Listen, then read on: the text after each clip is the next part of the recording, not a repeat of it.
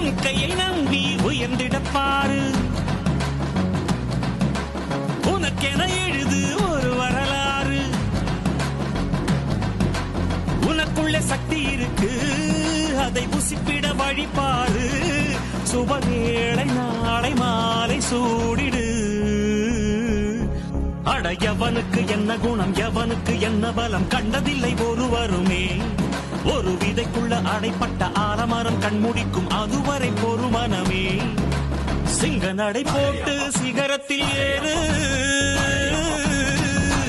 சிகரத்தை அடைந்தால் வானத்தில் ஏறு. உன் கையை நம்பி உயர்ந்திடப்பாரு.